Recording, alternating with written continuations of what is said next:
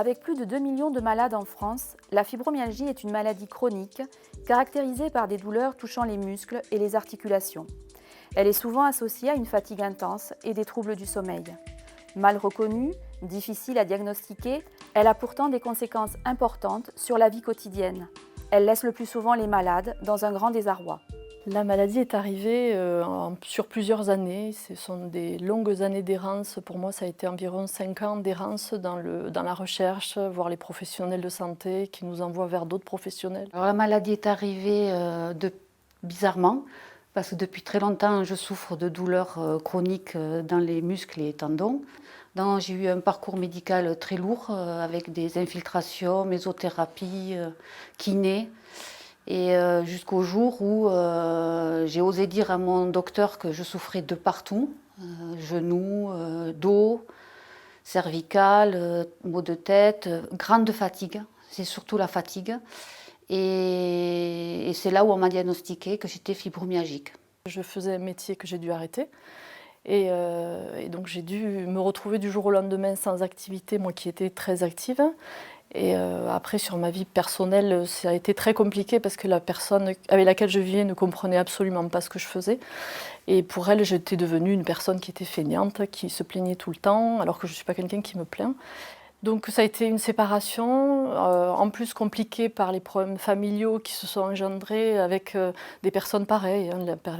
Tout le domaine familial en fait ne comprenait pas tout d'un coup mon errance en me disant mais il faut que tu te bouges, il faut que tu sois forte, tu as des enfants, bats-toi. Et en fait toutes ces personnes m'ont peu à peu complètement délaissée et c'était des gens de ma propre famille. Donc c'est encore plus compliqué à accepter. Parce que on se sent complètement seul. À travers ces actions collectives et individuelles, le service social de l'assurance maladie accompagne les malades et leur permet de faire face aux conséquences sociales, familiales, financières et professionnelles liées à la maladie. Le travail social avec le groupe de personnes atteintes de fibromyalgie réalisé par Valérie est une action de promotion de la santé, qui est une approche positive de la santé. L'idée du collectif est venue au fil des rencontres de personnes atteintes de cette maladie. J'ai voulu une action innovante, collective, pour permettre à ces personnes de trouver un lieu d'écoute, un lieu d'échange, où elles puissent recevoir des informations en groupe et qu'elles puissent ainsi les échanger entre elles. Cette action a permis aux personnes de développer des capacités à faire face, un sentiment d'appartenance et de cohérence et un sentiment d'efficacité personnelle. Ça a été une bouée de sauvetage, et je précise bien une bouée de sauvetage.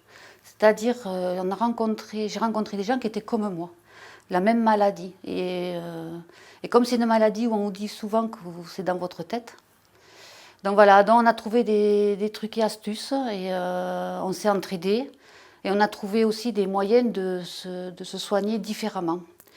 La diététicienne a apporté un éclairage sur l'alimentation. La référente de la MDPH a donné des informations administratives. Le professeur de Qigong a permis d'apaiser la douleur. Et la psychologue des termes nous a expliqué la fibromyalgie. Alors ça m'a apporté énormément d'oxygène à mon quotidien qui était très sombre. Parce que déjà j'ai rencontré une personne qui est Valérie, qui a réussi à me comprendre, à m'écouter, à m'entendre et à me faire partager des moments avec des personnes qui avaient la même chose que moi. Et petit à petit, on s'est découvert tous un petit peu, et plus les jours passaient où on était ensemble, où il y avait vraiment une cohésion, et on se libérait tous en expliquant tous nos petits tracas du quotidien.